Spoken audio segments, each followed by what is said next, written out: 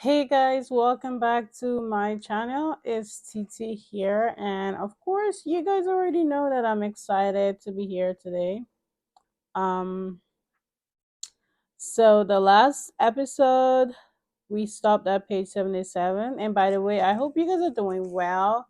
Um, if you're new here, so what we're doing is, helping each other grow spiritually and finding ourselves as, high priestesses, and just staying away from anything that would hinder us from reclaiming our power, anything that would hinder us from finding our true selves. So that's why we're here, and I want to appreciate you guys for joining me. And if you don't know, we have been reading The Way of the Priestess by Sarah Coxon, and the last episode we stopped at page 77. And um, so what happens is that when we when we whenever after reading, I normally like would have put out some cards for you guys to encourage you guys at the end of at the end of the reading. So now we're just gonna get into it. So now it says, is it fear? Is it intuition or fear? Have you ever found yourself feeling a strong sense about something but wondering if it's intuition or fear? How do we distinguish between intuition and fear? Intuition as a felt sense is always underpinned by a sense of calm and peace. When we find ourselves in a storm of emotions, we must wait. If there's any emotional turbulence, it's not intuition speaking. If we are doubtful of what we do, we must take a moment to pause and then do what feels instinctively good. Animals always do what feels good, leading them to greater safety. And if we are still not sure if it's intuition or not, we can look to our language, which always gives us away. If we say things like I'm trying to figure it out or I'm trying to decide, this is an indicator that we are using logic and not our felt sense intuition.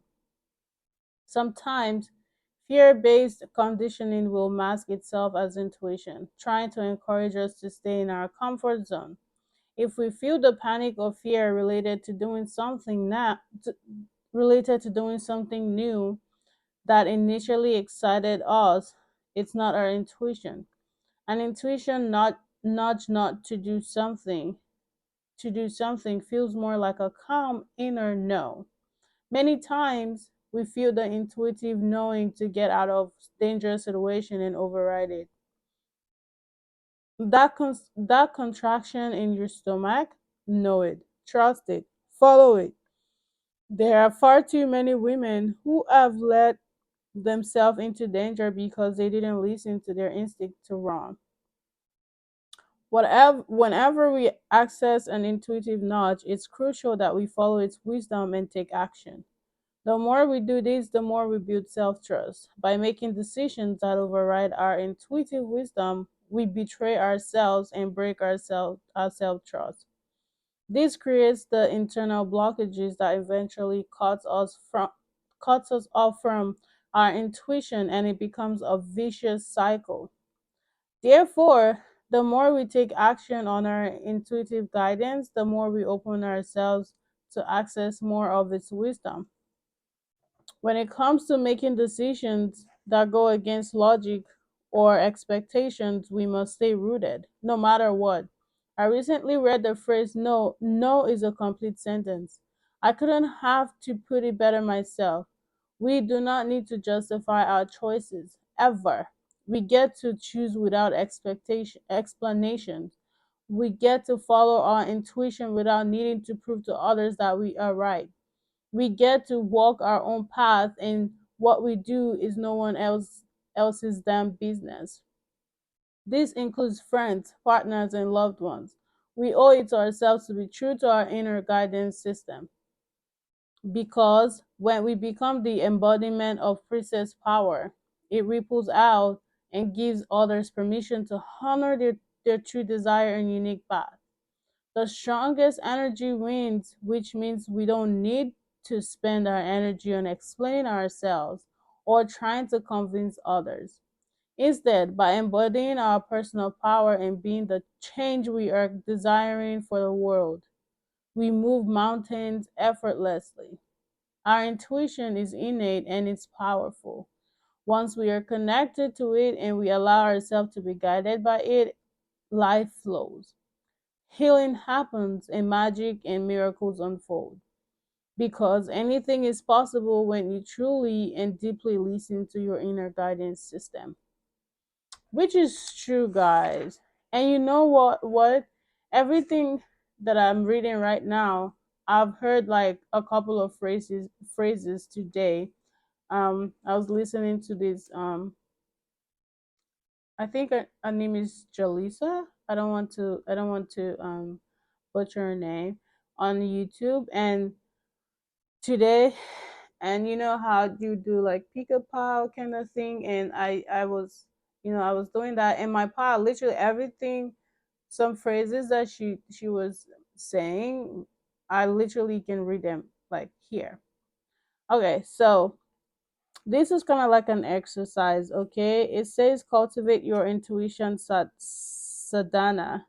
Use this exercise to help you explore your intuition. Start with small things like what to eat or where, and then build up to bigger choices. This will help you build self-trust. Think of a situation in your life right now where there is a choice to be made. List out all the possible choices and responses to the situation.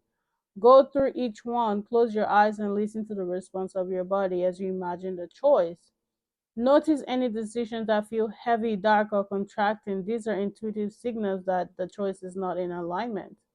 Notice any decision that feels light, expansive, inspiring, and freeing. These are signals that this choice is in alignment. If all choices feel dark, this is a signal that none of the choices are in alignment. Either consider more choices or wait until something else comes up. Keep a journal of your intuitive journey, making a note of all the sensations that you feel in response to decision and situation. All right, let's read reclaiming pleasure. What would give you pleasure? Whenever I ask one of my clients this question, nine times out of 10, they will shift with discomfort. As a culture, we know entertainment, but we don't know the real pleasure. This is why more poignant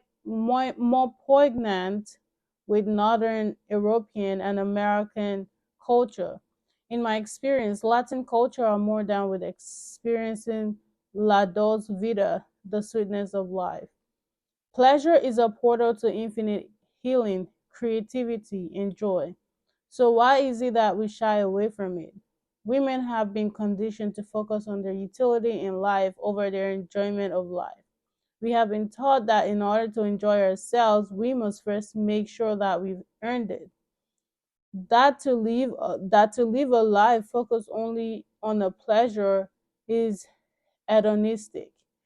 Is hedonistic, decadent, and selfish. That we must forego what we love in the name of duty and responsibility. And where does all the shame around pleasure really makes itself known? In the bedroom.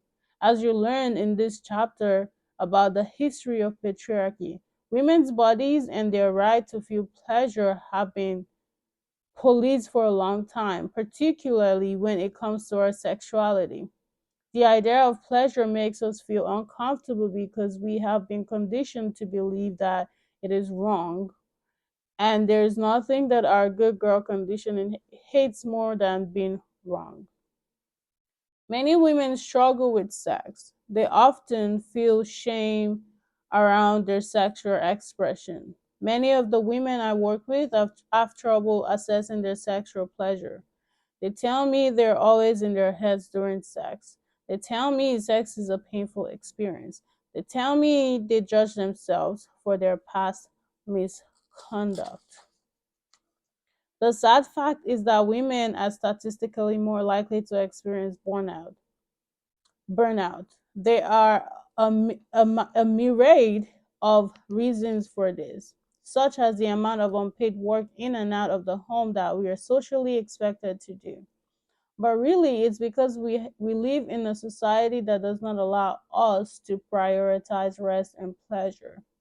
Pleasure is not only deep healing for the nervous system, it releases oxytocin, a neurotransmitter responsible for lowering stress, but it's also the biggest rebellion against patriarchal power.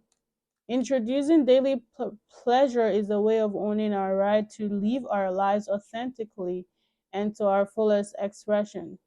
I teach all of my clients to cultivate pleasure and sensuality into their daily lives. This can be something as simple as smelling fresh flowers or slowing down to really taste the food you're eating. For many women, when they build their courage, it extends to the art of self massage and self pleasure. These practices signal to the nervous system that we are safe, and when we have strong feeling of embodied safety, we can move more easily out of the state of survival and bring our focus onto thriving. When we reclaim pleasure, we reclaim the present moment. We begin to slow down and enjoy the process of life rather than striving for a destination. And invariably, as this happens, we begin to open ourselves up to greater play, creativity, and magic. Stroke your creative magic. When I was a child, I believed wholeheartedly in the existence of magic, and I still do. When I refer to magic, I'm not talking about the supernatural, but the natural forces of creation. Magic is how the universe operates. What's fascinating is that the concept of magic is ancient. In ancient Egypt, magic was seen as the harness of natural laws to achieve certain results. To the Egyptians, a world without magic was inconceivable. It was through magic that the world was created and sustained. Magic infused every aspect of ancient Egyptian life. We are talking around about 8,000 years ago. The concept of magic became demonized within Christian belief system, particularly in relation to women. Magic was seen as dark, supernatural, and of course, we know that many women were persecuted because of this. But magic is simply a word to describe the force of the universe that allow for humans to create that reality. Vedic, yogic, or yogic philosophy acknowledges that pervading all things is an invisible life force called prana or shakti, and therefore everything is connected and cre- made of one creative power. The energy is feminine because it is the energy of creation. Women are vessels for creation, and our potency for tapping into the universal source of creative magic is infinite. Creativity and magic go hand in hand. We cannot harness magic without accessing our innate creativity. During my academic years, I researched the nature of creativity as a part of my PhD. I discovered that creativity is the lifeblood of any thriving civilization. There is no innovation or exponential growth without it. Creativity embodies the element of the mystical. The writer Elizabeth Gilbert sums it up beautifully. The magical thinking that I used to engage with creativity is this idea that inspiration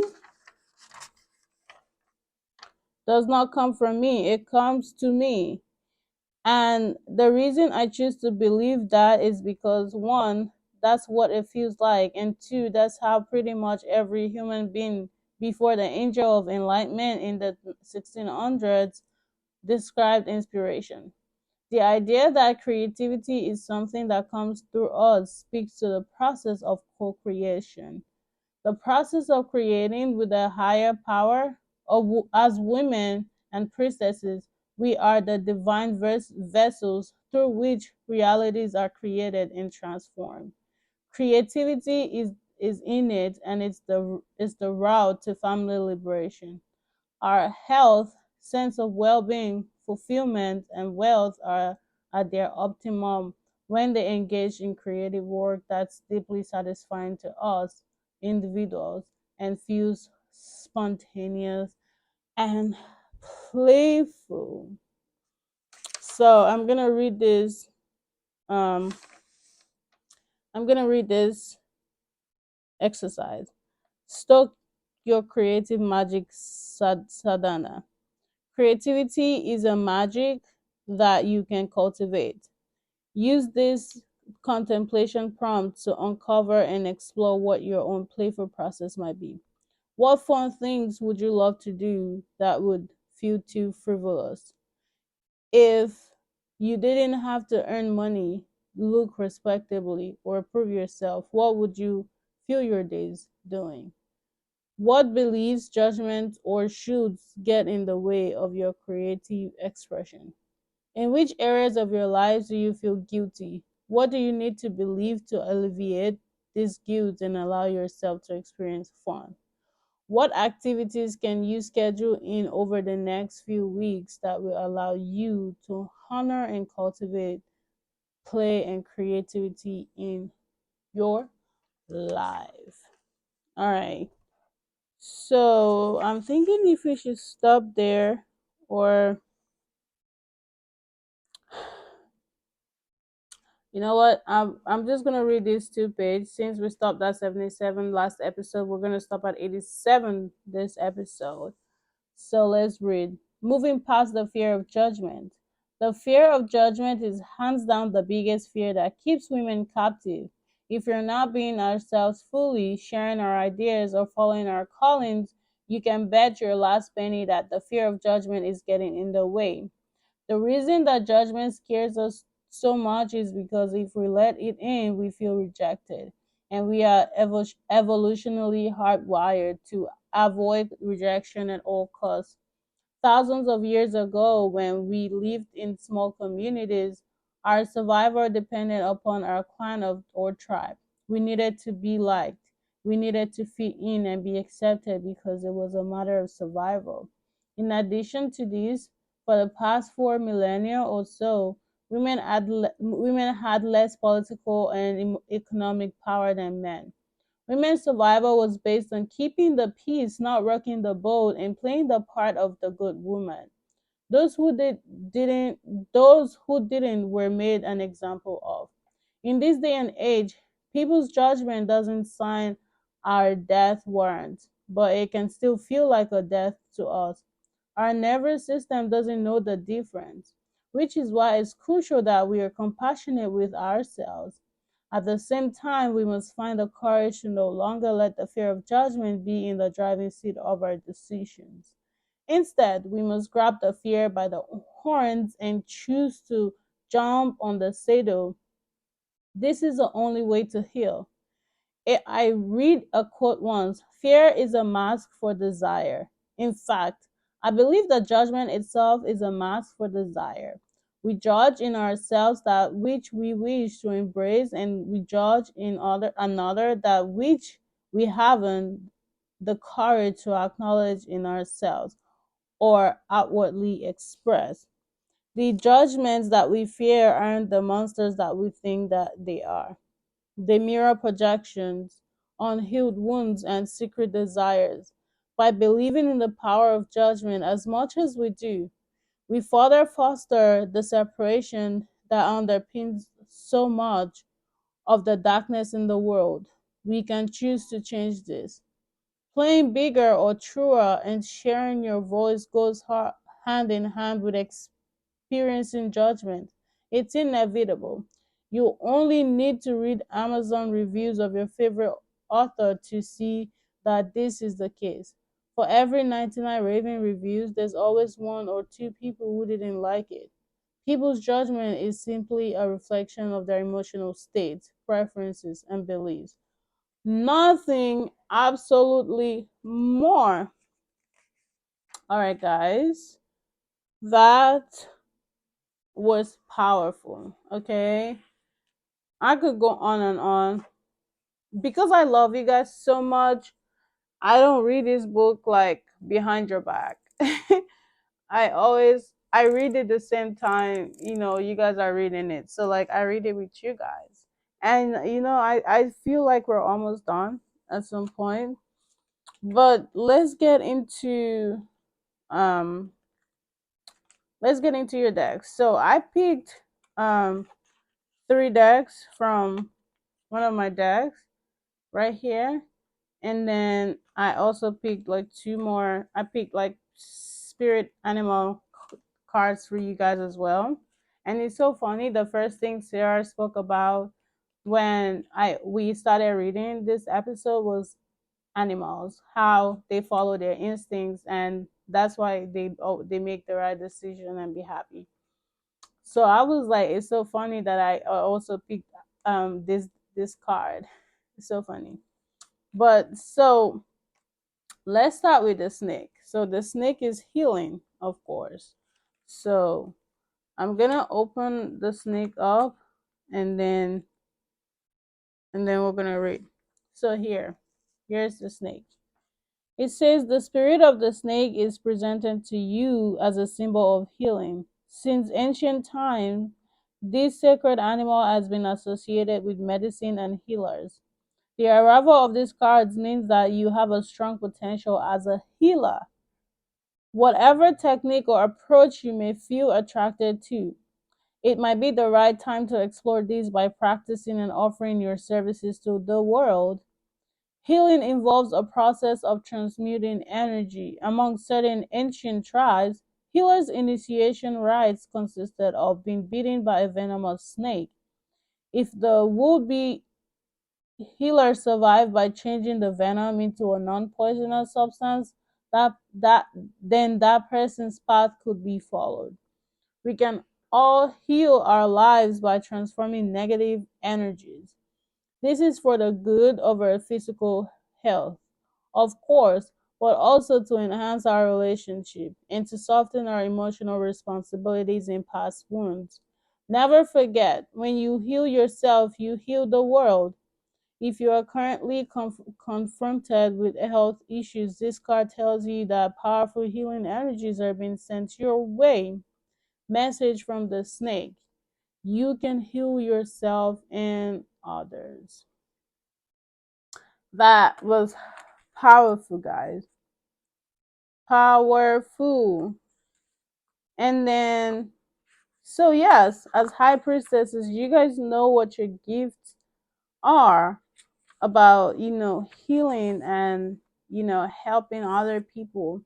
And we have Tiger here, assertiveness. So let's read.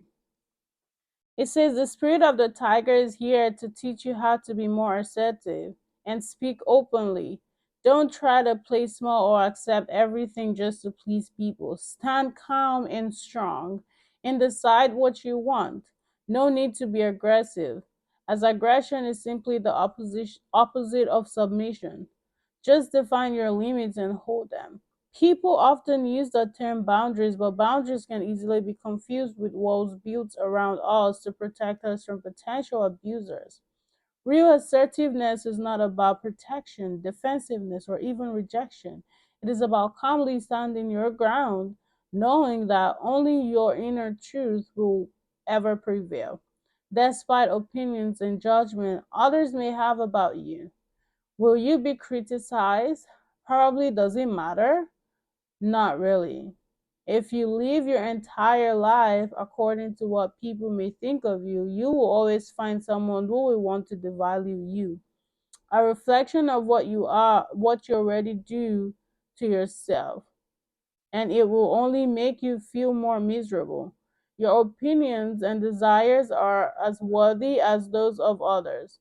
Note this as fact, and it will be easy to express yourself without creating conflict. Others will honor your self respect. Simply look at a tiger. You will immediately feel its powerful energy and be inspired by it. Message from the tiger. Be assertive and speak your truth. Nobody else will do it for you. Nobody, nobody will do it for you. No, I don't know why I'm singing, guys. I don't even know what I'm singing. All right, so I'm gonna open the other card, and we have the wild card here, and let me see, 44. Actually, guess what? That's the last card on the deck. That's funny. So we have the wild card here. The wild cat. It says, "Be still and tune in, for there is something afoot lurking alongside you." All right, so let's read it. It says, "There are forces swirling around you that have missed your eyes, like a ferocious cat lurking silently in the trees. Someone or something is nearby that does not have your best interest in mind. Wildcat has appeared in your spirit to warn you that all is not as it seems. You may have felt an unease creeping along your spine, or perhaps you've picked up on a sense of danger but have questioned the validity of what you feel because your eyes are seeing a different picture. Trust in your instincts, as they are letting you know that something isn't right, even if you don't have proof. Be especially careful if your question is about a specific person. They may be hiding something from you, and whether it's good or bad remains unseen. Be discerning with your time, resources, and information, only sharing what is absolutely necessary, and gathering all information before you make any further decision. If you have put Rowan along with the wild card, then know that this situation will resolve itself in your favor. You are sacred. All right, so we have the green man. It says, "All that I desire comes to me easily and effortlessly. I know this to be true, for I am abundant in all I do." The green man, number 15. All right, let's see, let's see, let's see, let's see. All right, so here for the green man, it says, "Everything green man touches turns to gold, or rather green, that is.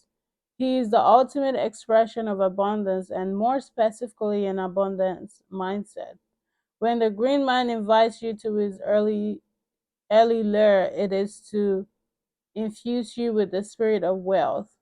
Money will flow to you with ease. Opportunities will suddenly come or knocking, or you will find the fulfillment of a goal is just within reach.